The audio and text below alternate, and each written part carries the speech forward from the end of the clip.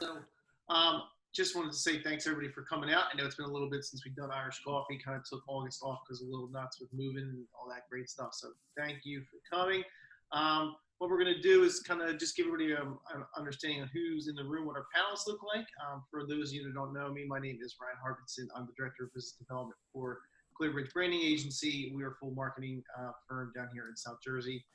Really a group of industry vets that have come together to start something special. So branding, creative, TV, radio, video, social, web, digital, SEO, so whatever really makes sense for your company to push the brand out, we can help. I also have a special guest with me today in studio, Mr. Jim. So we're hanging out today as well. So what we're going to do is go around the room, give the panelists about 30 seconds, a minute, kind of introduce themselves, tell you a little bit about their companies, what they do, and then we will dive right into this. And we can start with John. You can go ahead and start, brother. Go ahead. Sure. Hey there, everyone. I'm Jonathan Phillips. I am the Chief Revenue Officer at Terroir AI. I'm based out of Chicago, Illinois. Our business is based out of Boise, and we do most of our business currently in the Napa area. Terroir AI helps vineyards solve the yield estimation problem. So traditional crop monitoring solutions utilize planes or drones for looking down on crops from above, but this is really ineffective with things like canopy crops like grape clusters, because the canopy obscures everything when you look down from above and can't actually see what's growing on the vines. So Terroir AI utilizes a ground level computer vision system to see under the canopy to count grape clusters and evaluate vine health. Farming is gambling. Vineyards are faced with large upfront costs before they even know what's growing on their vines. This includes their labor costs for the season, distribution costs, storage costs, and finalizing supplier contracts for what they're going to purchase and what they're going to sell. So we provide dense, consistent, and extremely accurate information really early on in the season to help vineyards maximize their season's returns. Great, thanks, John. Yeah, super cool. Super excited to be here. Thank you, Ryan. Go ahead, Dower. Hey, folks. I'm Dower Jamshed, co-founder and chief scientific officer at Vertex Labs. Vertex is a custom AI solutions provider based in Philly and in New York. We work with orgs in various industries to provide collaborative research, develop custom artificial intelligence solutions above and beyond that of internal teams and off-the-shelf products. We work closely with leaders in these spaces to understand their domain, their problem, desired results, and identify how our proprietary machine learning and deep learning technology can be leveraged to create the most value. Our expertise in AI, but more specifically machine learning, deep learning, and automation. We provide AI consulting, collaborative research, licensing of our products, but our key offering is in custom AI solutions. Now, AI, deep learning, these types of things are generally industry agnostic. So we work in quite a few industries. Some of them are pharma, manufacturing, biotech, real estate, food and beverage, retail, e-commerce, finance, insurance, and education. All right, awesome. Thank you. Let's go with Caleb. Go ahead. Sure. Yeah, I'm Caleb. I'm the channel development manager for VirtueSense Technologies. VirtueSense is an artificial. Ryan, is the screen having challenges? I'm noticing. No, we're good. I'm just trying to. It looks like a chat issue, so I'm just trying to figure that out fast. Okay, sorry. VirtueSense is an artificial intelligence company that exists to predict and to prevent adverse events for older adults. So we work with hospitals, health systems, senior living communities, assisted living communities, and skilled nursing, post-acute operators, to a combination of, without going into depth and detail about the actual solutions, all of it is basically a combination of sensors that capture movement and quantify risk, and some machine learning algorithms and artificial intelligence that helps predict forthcoming adverse events across these various settings for older folks. Great, thanks. And last but not least, Chris, go ahead. Hey guys, pleasure to be on. Chris Hahn with Nividus Software Solutions, Managing Director here in the United States. So we're a team of about 200 out helping companies to identify mundane, tedious tasks that nobody likes doing, and we use our own proprietary hyper-automation tool to help execute these tasks and free up the humans to focus on more mission-critical work. So we, right now find ourselves in riding a wave of a lot of interest with what's going on with COVID, and everybody's process is now broken, and they're trying to figure out how to solve it. So I'm excited to be here and talk to you guys a little about what we do today. Great, thanks, Chris. Oh, and Ryan, I digital interns. I forgot. Interns. Sorry. That's right. Digital. Yeah, so this is great. So great. So part of this panel was really to get kind of like some different backgrounds and kind of all different specialized AI fields. So with that said, I think it's really crazy to see kind of where AI and ML have really kind of advanced over just the last 10 years or so. So with that said, John, I think we're going to go to you. So can you kind of just give us some insight on like what advances in technology kind of had to happen for this progression of AI to kind of be possible for everybody? Oh, you're on mute, John. Hold on.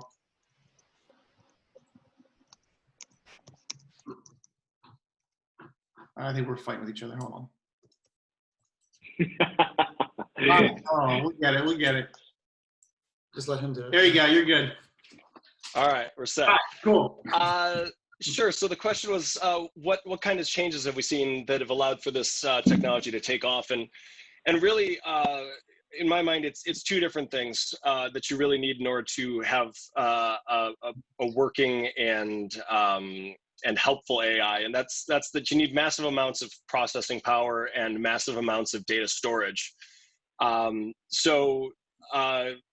Maybe 10, 15, 20 years ago, you were able to do a lot of these really neat things that we're seeing in AI, but it was really stuck inside of massive data centers, and getting the usefulness out into the real world was a lot less possible. But now with just the strength and of the processors inside your cell phone, inside of all the IoT devices that we're seeing, you're really seeing that AI and machine learning proliferate into useful devices and useful features throughout the world where traditionally wouldn't have been able to reach. To put into perspective the kinds of data storage and processing power that you need in order to run an AI like the one that we use at Terroir, we have literally millions of vine images for identifying grape clusters. A single vineyard in Napa, any of the larger vineyards in Napa, will have over 100,000 acres of grapes that they grow from. A single acre can contain close to 9,000 vines. And if we're running our machines through there and taking multiple camera images, multiple sensor data at a high frame rate, we're talking hundreds of thousands of images over the course of just an hour. And so being able to store that data, process that data, get that data to even just getting that data to the internet where it needs to be processed, 5, 6, 7 years ago we would have faced some major challenges. And honestly, there's still challenges to overcome. That's why we're trying to move things towards edge computing systems that allow for us to do massive amounts of processing in the field without having to transfer that data, with being able to discard large amounts of data before needing to store it. And so, today, there's a lot of that data transfer, a lot of that storage, and a lot of that processing that takes place in the cloud. I think as we move to the future, we're going to see more and more of these devices, devices that are doing that on device, to eliminate that problem and even further the reach of what AI is able to do in places where internet service doesn't exist or far off the grid. So I think that's really the big steps that we've taken forward, and where we're going to see things continue to push as we move forward here. Yeah, I mean, it's crazy to think about the fact of where we were even in the beginning. I think people forget that Watson from IBM has been around for a very long time and was very not mainstream. And now all of a sudden you've got Siri on your phone and all these other Cortana, and I mean the list goes on and on. So Chris, Caleb, do you guys want to jump on that at all? Yeah, the only thing I would add, I would love to make an introduction for you, Jonathan. My old company that I was working with, we were building out a wireless network for IoT devices based off of an 800 megahertz spectrum that we were acquiring from the FCC, sort of built exactly for your type of solution. So I'd love to make an intro for you, see where they're at in the development of the network, but we might be able to help you out a little bit there. That sounds great.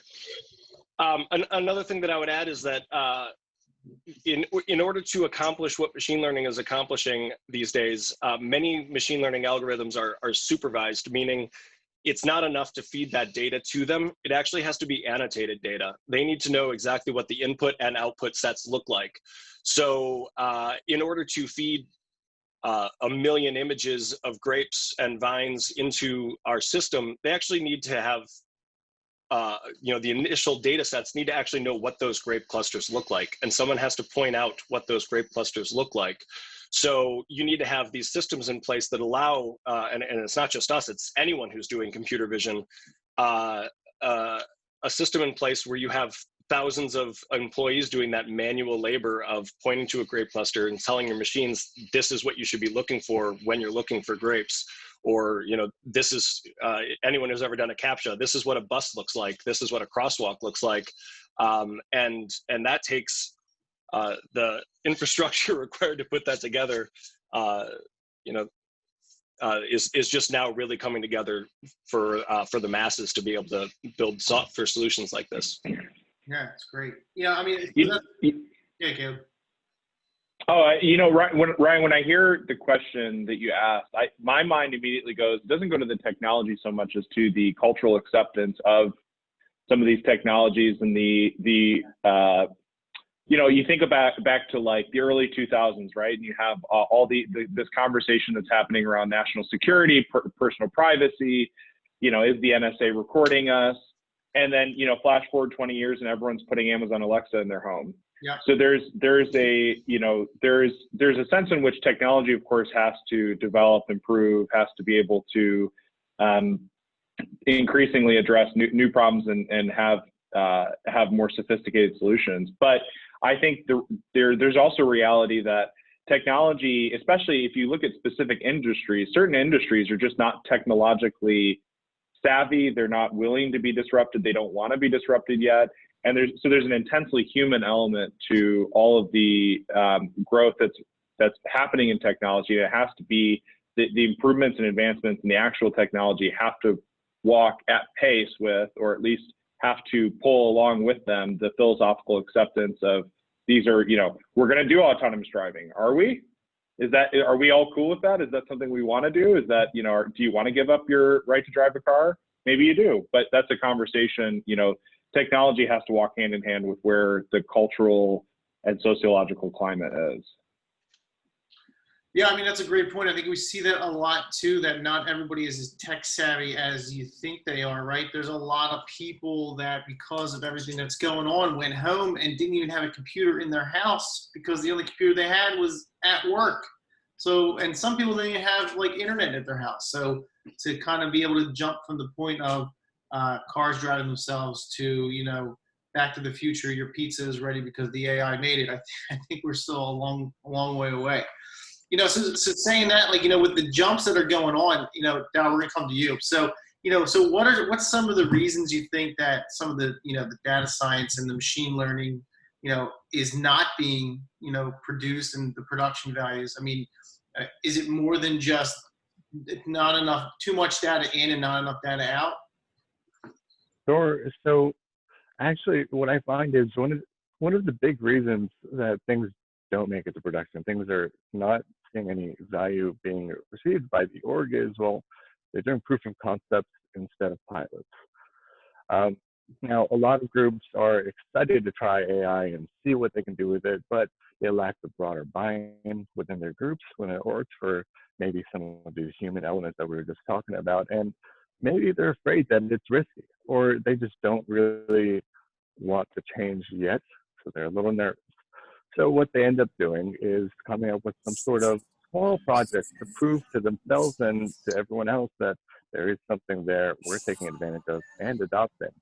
And that sounds great. But here's the thing.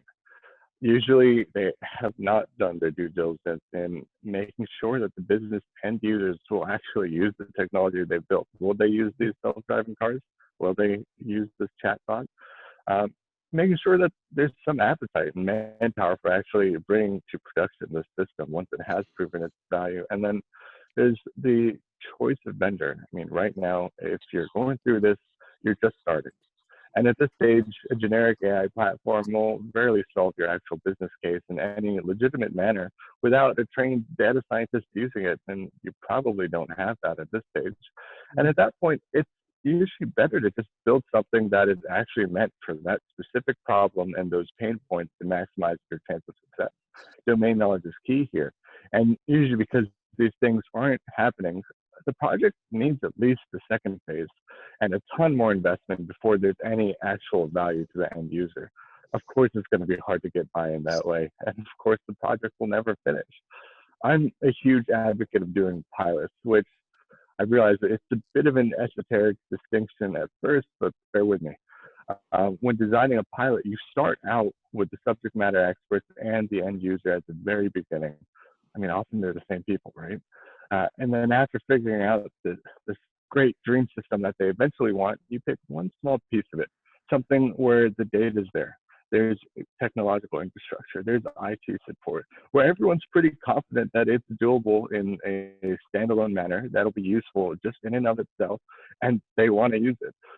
And then you take that pilot and execute it with extreme care and precision, because this is important. It's for buy-in and for doing anything more beyond this. And then at the end of this pilot, you've got a system that's providing value, helping the org immediately or the group immediately.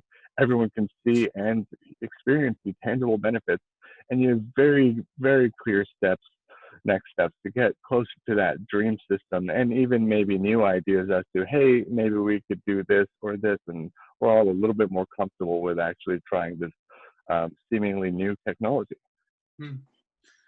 Yeah, I mean, great points. I mean, if you don't have the systems in place to bring it in, I think people will hear AI and they kind of want like this super ultron, computer to run the whole business. And I think, the key to the future of all this is to be extremely specialized with tasks that you're giving AI. And I mean, one of the reasons is because it's not creating so much data for them to handle all the way through. I mean, Chris, I mean, you guys work a lot like that too, so can you give a little insight? Like, what have you guys seen with people not being ready, or, maybe it was not a good move for them to get the AI into production?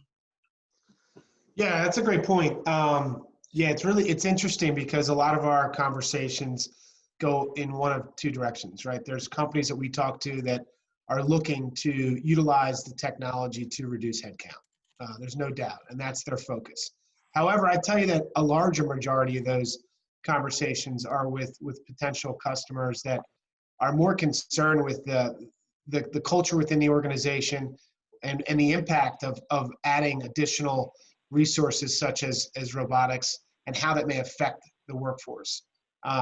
So there's a lot of discussions that we have depending on which direction that C-suite wants to go.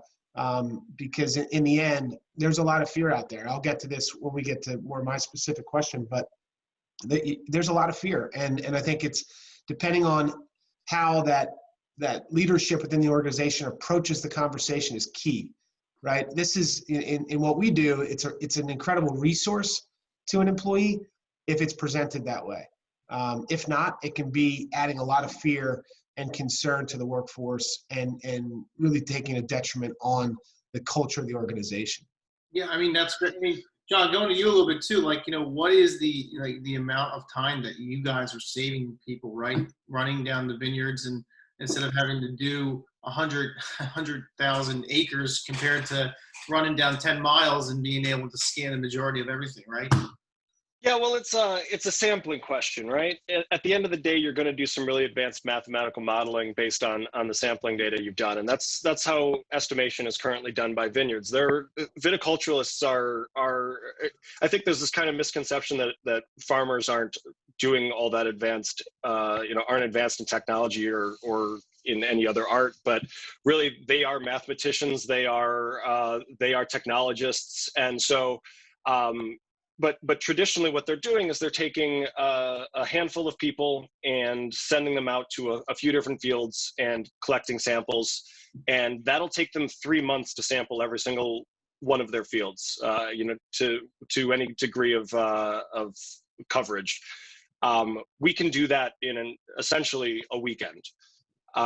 So even if you're using the exact same data model to come up with your estimates, we're able to provide a sample size that is 10,000 plus times the size of the sample set that they're going to come up with in a third of the amount of time.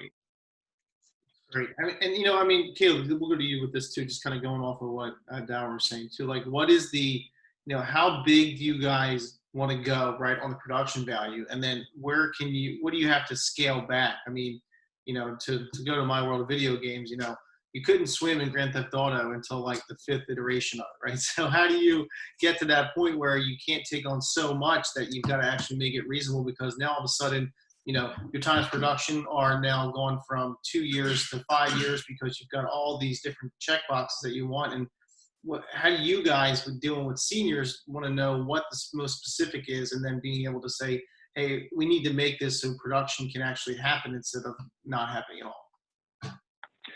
Yeah, that's a good question. I think there's always a balance between the end user's desire for features, for components, for specific solutions, and then also your business case, how you're gonna, what your priorities are in terms of, because at the end of the day, especially if you're dealing with a host of end users and you have lots of clients, like at this point, we've been around for just shy of 10 years, so we have lots of partners in health systems and long-term care and senior living, and we have to maintain an active listening posture towards our clients so that we understand, what the feedback they're giving us regarding the technology and improvements they'd like to see, and even just simple things like we had some feedback. I flew out to San Diego, met with a client a couple weeks ago, and they just didn't like the aesthetic of the sensor. It was nothing about the actual like solution preventing falls. Like, it was nothing about that. They were totally confident about that. They were really stuck on the aesthetic of the sensor. And for us, that represents we could do a complete redesign of the sensor, right? And we could manufacture a whole new sensor or a whole new casing for the sensor and makes it look more visually and aesthetically appealing. That is not something that we wanted to take on right now. That is a tremendous amount of work. There's a lot involved in that. So, but it's still worth hearing the end client, right? Because at the end of the day, I'm trying to sell, and this is something that they care about. And so I want to make sure that I'm actually listening to, it's easy for me to insist I know what their needs are, and really they just want to reduce falls. They want to, help the bottom line. No, they're telling me that they don't want the thing to look ugly. So we designed a floating shelf that hides the sensor inside of books and, flowers. So it's a simple solution, right? Really easy, really simple, but it's important there's that balancing act of like, yep, no, we're not going to redesign a whole sensor right now based on this feedback. However, we do need to incorporate it and take it seriously and allow it to affect our design process. And of course, the technology is the same way, how the technology works, not just the aesthetic, of course. Yeah, and I think there's part saying of that too, right? So like getting that user feedback, I mean, UI and what everything looks like is super important, and part of that is putting that into the kind of the backlogs, right? Because as soon as you're done and the tech is finished and it's out the door and it's in production, in that 2.5 month gap of you guys finalizing and getting the product out to the end user, the technology has already changed so much. So now you've already got everything that you want to add into the new version. So what's great is that you've got a gold version of this, a final version, so that when you start back up in the second iteration of it, your alpha is really a finished product. So now your alpha phase, it goes into beta, into gold is already, a finished version. So now when you guys are developing that product, you can kind of change the look and the feel, and now it's the sensor 2, and it's prettier, it's sleeker, it's faster, it's better, it's stronger. And kind of talking about that too, we'll come back to you, Caleb, a little bit, is like, I think it's crazy to see, and use kind of the word disruption a little bit here, right? That that we're kind of shaking the hornet's nest a little bit, and what's really, you think, kind of the future of what else, industry-wise or tech, that's going to go, that's kind of going to continue to kind of disrupt the system a little bit. So. Yeah, I mean, me personally, I would love to see, and I hope I'm not going to offend anyone that's on the call here, but I would love to see the whole real estate agent field disrupted by AI. To me, that just seems like the obvious, like, when I think through the process of buying a home, the real estate agent is increasingly ancillary to that process. When I ask people, like, what do you use your real estate agent for? They're like, well, they help me kind of like, pick out, like, notice flaws in the home. And I'm like, well, that's what a home inspector's for. Yep. Or they help me to, line up the listings I like. Well, that's what, you can do that pretty easily now online. You can figure out where you want to live, and you can line up the list of listings you want to check out. So it seems like an obvious area to me of, like, I have friends and family who are real estate agents. I don't mean to, say, hey, I think you guys should be disrupted and should lose your job, but it just doesn't seem like, it seems like an obvious next step. Whether or not it's a good thing. I struggle with, I'm an anti-technology technologist. Like, I am concerned about the just carte blanche acceptance of technology as a good thing is unhealthy. And there has to be a balance of what is the purpose behind the technology, and first and foremost, how is this technology aiding in human endeavor? How is this technology benefiting humanity? Not just how is this technology generating money or eliminating a resource, or if we're just focused on those things, then technology is always going to trend towards disruptions that are ultimately unhelpful. And somebody in the chat mentioned this, the video on Netflix, The Social Dilemma. There's a lot of, we're just kind of gobbling up all of this without a whole lot of discernment. So I think there does need to be, especially in the part of us, those of us who are involved in technology and are promoting and pushing technology, it's important that we maintain a social conscientiousness of, why are we doing this? What's the end result? And how is this actually benefiting people? Yeah, and not to go down the beautiful world of conspiracy that I love, but at what point are you giving up your rights for technology as well, too? Like, yeah, it's great to have a camera on your doorbell, but now someone is getting that data to know every day and what time you come home, and they develop that as well. And then you've got Alexas in your house too. That is, from the marketing world, is always throwing Instagram ads and Facebook product ads because they're listening to what you're buying. Samsung came out a couple years ago and said that, yeah, no, they're definitely watching you through your television. Like, at what point do you have it? For me, myself, I love a dumb house. There's just something nice about, being able to turn my lock with myself. And you know what? It might be a little cold in my house for another 15 minutes when I get in, but then I'll turn my thermostat up. I don't have to be on the road and turn my thermostat up so my house is at perfect 67.5. It's very crazy. Chris, Dower, John, I'll put it out to you guys if you guys see anything else that you see that you think is the next disruption industry. Yeah, well, I think you guys touched on a really good point about having some purpose behind the AI and finding actual disruptable sectors rather than just creating AI for the sake of AI. You mentioned the smart home, and I've got a background in IoT, specifically with consumer smart home devices. And I think the reason we saw so many of them fail or disappear is because they weren't actually solving a problem. They were a solution in search of a problem. Anyone who's set up smart lights in their home should have quickly realized that you didn't actually build smart lights. You built a wireless connectivity to your light and nothing more. And in exchange for that, what you were doing was handing over just massive amounts of data about your livelihood. And if you dive into the terms of service, they know everything. Yep. They know every device that connects to your network. They know every time that you turn it off and on. They know the unique identifiers of the devices that are turning the systems on and off. If you're doing geotagging, they're collecting that kind of data, or geofencing rather. And in the end, I don't know that that's a fair trade. So I think that when looking to the future of where AI can really benefit consumers, I think businesses need to find areas that AI can really benefit the consumer if they're expecting consumer buy-in to actually take off, because we didn't see that in the consumer home space yet. Maybe we will in the future, but they're certainly not providing the value that for mass adoption today. Yeah, I mean, everything is well connected. Darryl will come to you in a second. And one of the things I always say too is if you have a smart fridge and you've got a camera inside your fridge, they're monitoring all the products that you have in that refrigerator. So like if they know you're going through 2 gallons of orange juice every week, and they know it's day 3, and you're driving with Waze and you go past a ShopRite, all of a sudden you're going to get orange juice ads because it's all connected. And that is like the tip of the iceberg stuff. Like there's no you can't open the door to see what's in your refrigerator. You have to hit the button. So it's crazy. Darryl, go ahead. Yeah, I think a lot of this actually comes back to how do we think about technology and how do we think about AI and designing these things? Are we trying to build something that just disrupts for the sake of disrupting, or is it just a technology that should automate a process? Something that we're really adopting more and more as a mindset is this human in the loop mindset. Rather than building an AI to solve a task, we take a different approach. So we try to figure out, all right, what are different things that people do where they could use help, right? How can we augment the human? Because you know what, any healthy business, or at least most of them, have an endless to-do list.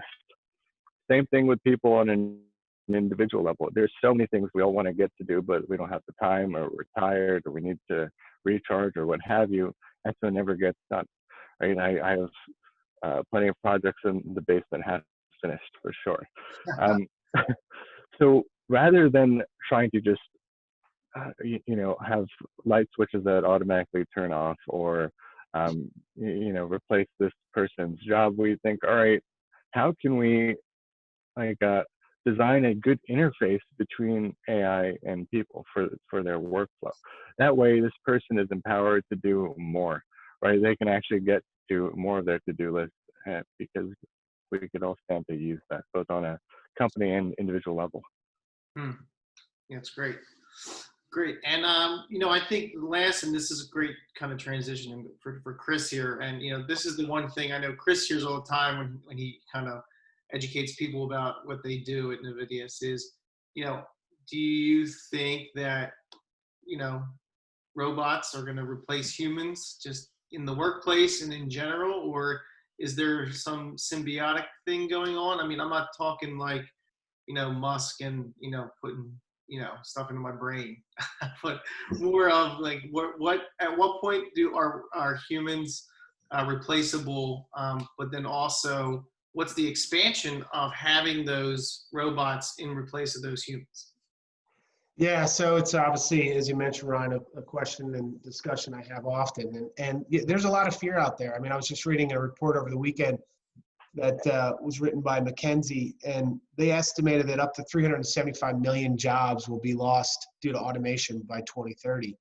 That's 14% of workers globally. So, that study went on, especially with now what's going on with COVID, that number is going to increase. I mean, there was, about 40 million jobs were lost during the pandemic. And there's a lot of discussion that could be, as much as 40% of those jobs won't be restored.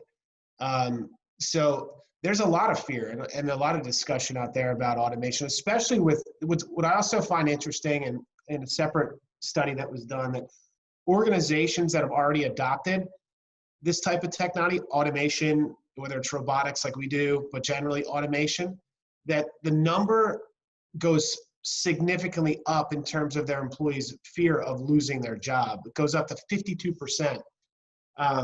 If companies have already adopted technology versus about 25% if they have not yet adopted this type of technology. So once we get in the door, there's definitely this fear of like, why is Navidius in here? Why are they talking to us about automating our tasks? And does that mean I'm going to lose my job? And I think in the end, to answer your question, the answer is yes. I mean, there's a lot of jobs, at least in our world, which is about automating the mundane, the tedious, the repetitive tasks, which typically are jobs that are lower paying jobs within the organization. So I think those types of jobs are more at risk than, the more of the more senior positions within organizations. But in the end, the answer is yes. I mean, jobs will, be at risk when you look at the impact, the value, the efficiency that our type of technology can add to an organization. But it's not there yet. And frankly, I think we've got a ways to go, right? There's what we see more often and what I think will happen in the future is that the bots that we work with are going to have to work alongside humans. They're just not that good. Like they don't have the capability to replace these jobs from the beginning of a process all the way through the end of a process, right? Their workflow can't be entirely replaced by a bot. And unfortunately, in our industry and some of our competition will lead you to believe differently. But the truth is, it just doesn't happen. What we focus on a lot at Nividus is what we call orchestration. And orchestration is working with a bot and the human to collaborate and figure out a solution to a problem together. And free up time for the human to focus on more mission critical, more critical thinking type of work. What we see more is sort of a transition with existing jobs into other roles within the organization. And that's the real value. And I think that it's going to be a while before a lot of those jobs are taken. I just think humans have an ability that bots will never have. And it's all about critical thinking, decision-making, the human impact that every employee has on an organization is not just data entry, So there are definitely industries, there's definitely specific jobs that are at more risk. But in the end, I think that there will be a lot of adoption. There already is a lot of adoption with our type of technology in the enterprise space. Very little adoption in the small mid-sized market.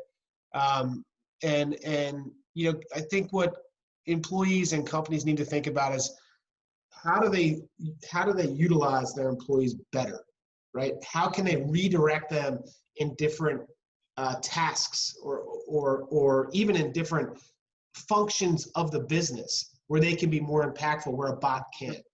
And what's cool, and I get to witness this all the time, is if it's done correctly, there's a real value to what you're bringing to your employee, 100%. right? So this idea of like a digital intern, you've heard me talk about this all the time, right? That came from back in my finance days when I actually was given an intern to work with. One, I felt really appreciated at the time my boss came to me and said, hey, we're going to have an intern for you this summer, right? I felt valued, felt appreciated, and I took full advantage of that intern.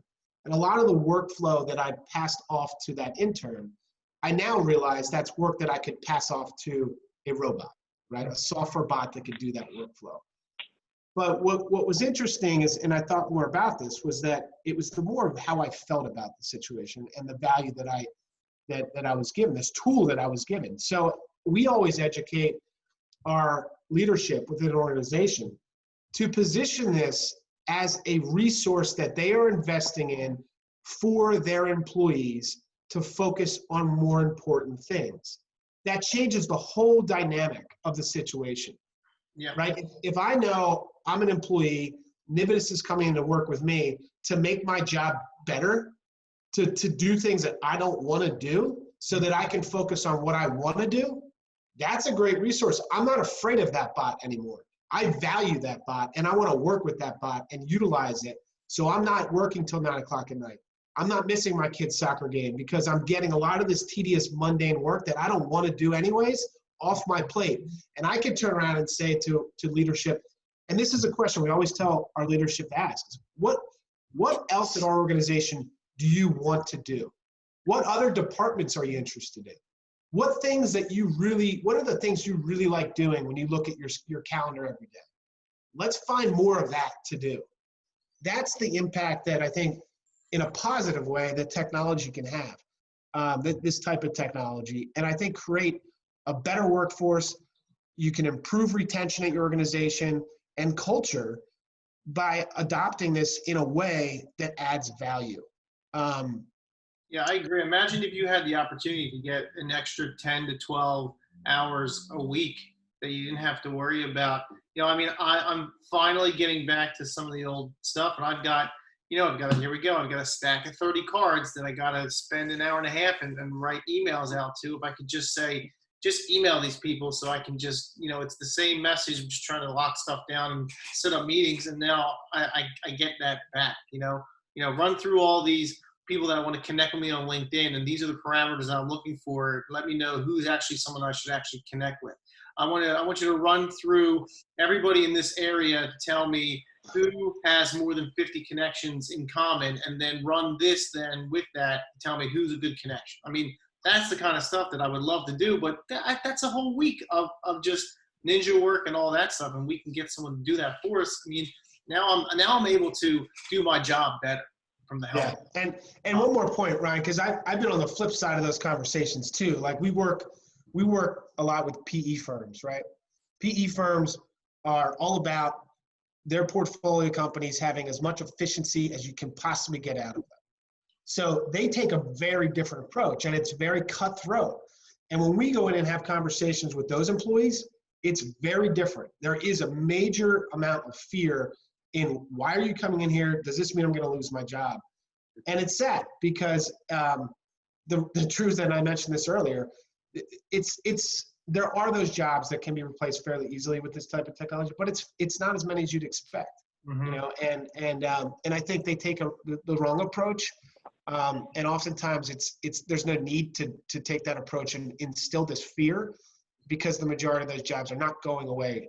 Now, again, I can't talk to what things will look like in 5 or 10 years. I'd be foolish to tell you that I have some sort of idea of how many jobs or the impact of our technology will have on an industry. We don't know.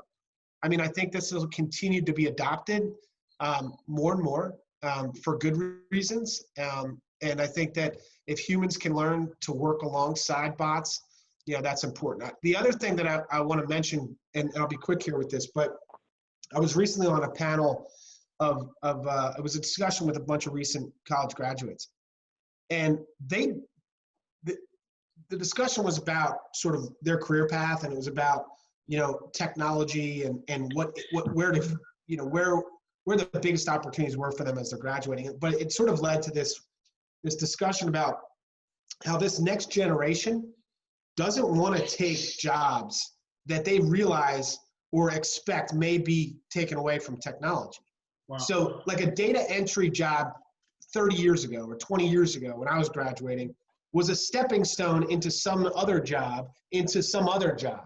And you would bite the bullet, right? You're like, well, okay, I'll do this for a year or two, but it means I'm going to get promoted.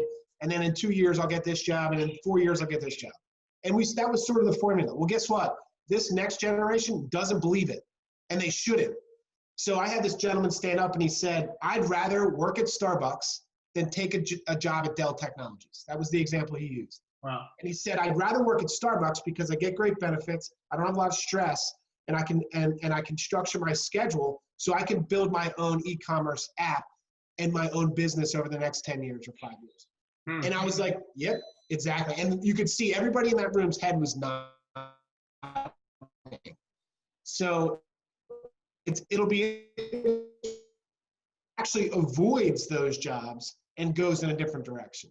Yeah, I mean, it's very similar to like the early iterations of, when the car manufacturing came up with the assembly line. And then within, they've had AI and robotics. They were like one of the first technology or the industries to kind of integrate that into it. And did people freak out there? No, because there's now it expands the amount of work that people can do. There's still people that have to run those bots, and now there's more abilities to do more testing cars to make sure they're more efficient. I mean, I think there's definitely a synergy that has to happen, but eventually, I think jobs will disappear, but then it'll also evolve the roles that people have. So I was smiling because on the one hand, yes, robots are absolutely going to be taking people's jobs, but it doesn't necessarily happen all at once, and it's not necessarily a bad thing, especially in the long run. I was smiling because you said robotics and manufacturing changes have significantly improved over time. But I think places like Flint, Michigan would probably disagree that it's been a net benefit.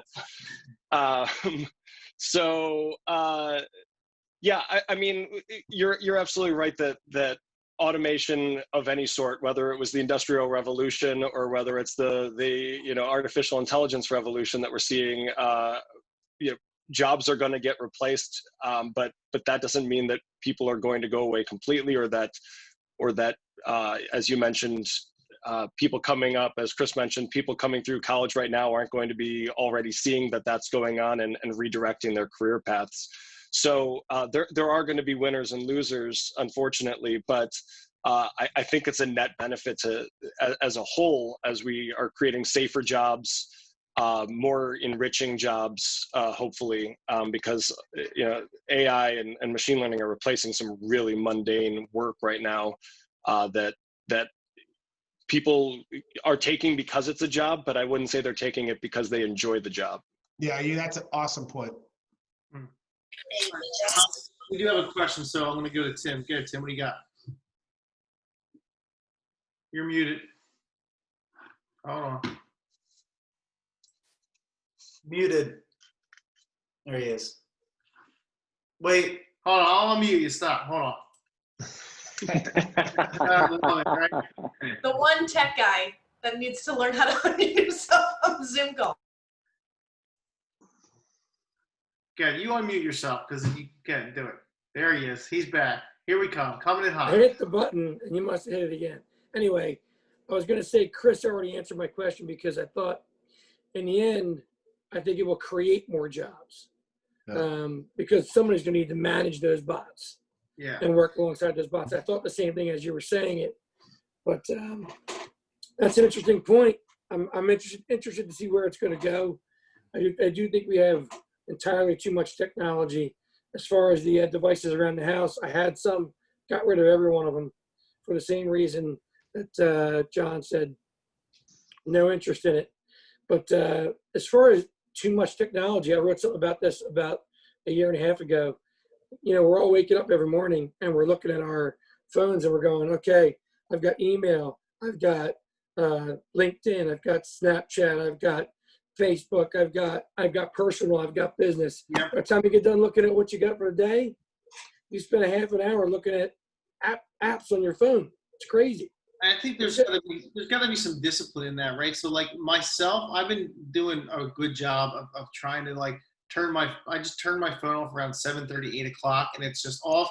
And in the morning, I tend to not, my phone's off when I wake up. So when I wake up, I try to just not turn my phone on for at least a half hour, 45 minutes, just to kind of get going and not get consumed by, either work stuff or just scrolling through Instagram or Facebook when there's like nothing relevant to what's going on in life. So.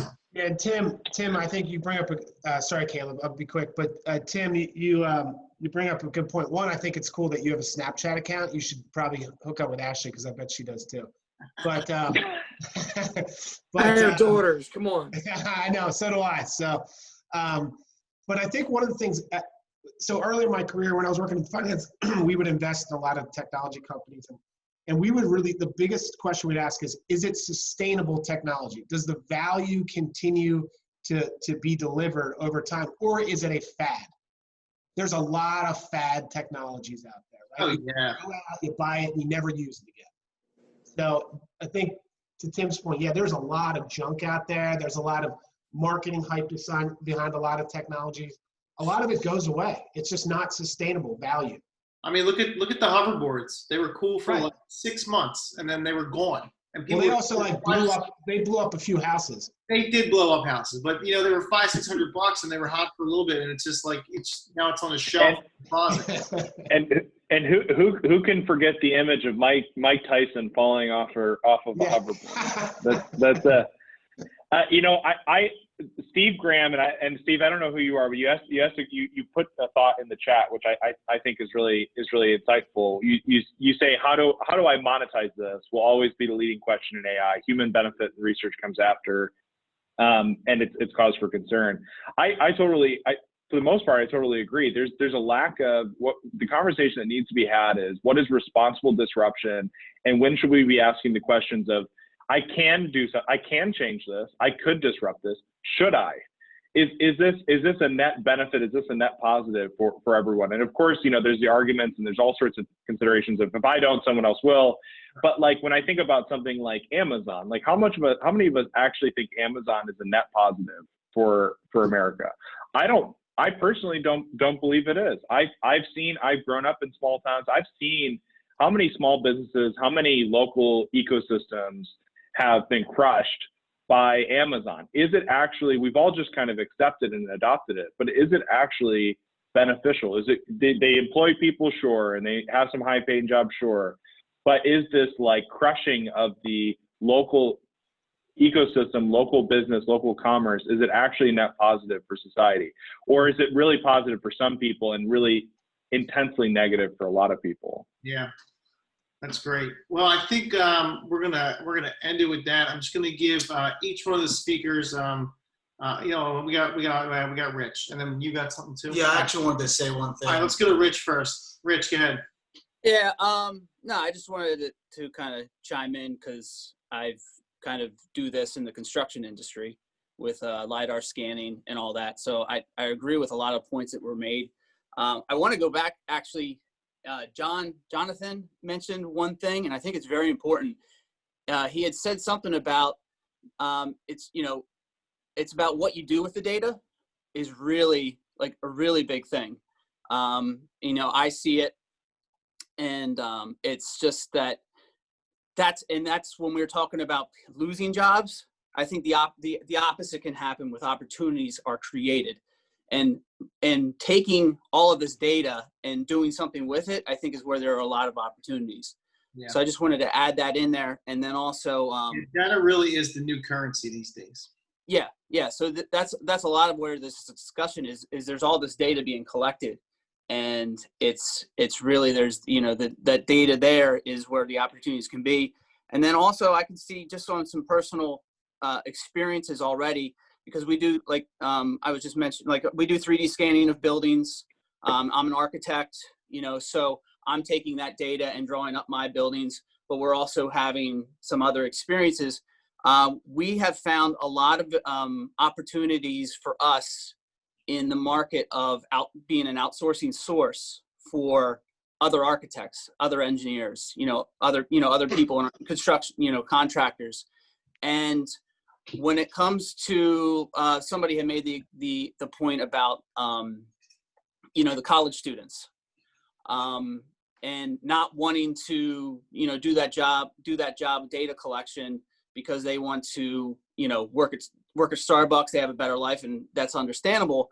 But what we're finding is as we're growing and having more opportunities and we need to bring in more people, we're not looking at college students that are fresh out of school. We're looking at people who have more experience because we need that actual real world experience because they understand what that data is. Yeah. And we have to take it to the next point. So I just wanted to bring that point in because I'm actually experiencing that now in my own business. Great. Thanks, Rich. All right. Good, sir. I'll keep it super fast. We got 1 minute left. So I was just in conversations all last week about actually wearables and in the health industry specifically, because for those of you who don't know, Project Refit, nonprofit, I actually built up a tool that you could argue, and we want to actually eventually become something that automates the follow-up process for friends and between friends groups in the military and first responders to help them reach out to each other faster and easier. Because instead of making a phone call, if somebody doesn't pick up, you call someone else and call someone else. It's tiring even to say it, right? So we made it all the way, broke it down to a one-step process, and that's actually including a tool that can help people do that, right? And automating a process that can be annoying to push forward. But when it comes to wearables, there's going to be things that people are going to be able to, these tools on your wrist will be able to actually monitor heartbeats and everything like that. They already do, right? Exactly. So the thing that's amazing about that in my eyes and my point of view is that it can save lives. But the thing that's terrifying, this is going all the way back to a very early part of the conversation, which I kept on hearing Big Brother without anybody actually saying it. And Hart brought it up a little bit with conspiracy theories. I think that me personally, the next disruption and also terrifying place that's going to be disrupted, even by Congress, is going to be healthcare. Just watch out for that. And I think we all need to be really aware of that. because once they get your information that's going on in your body, that's scary shit. So I'm just saying, make sure we watch out for that. And to jump on that, and then we'll close it off. Apple just put out the new watch that's now got this sensor that can like knows the color of your blood and how much oxygen is in your blood. And if you don't think they're utilizing that shit, you're out of your mind. You're out of your mind. All right, well, I like to keep it at an hour. So, just a big thanks to John and Dower and Chris and Caleb. You guys did a great job, some great insights. Thanks everybody for joining, and have a great week. It's only 10 o'clock on a Monday, and you got a crap ton of info. So thanks everybody. Hey guys, thanks Ryan. Thanks, Ryan. Have a great day. See everybody.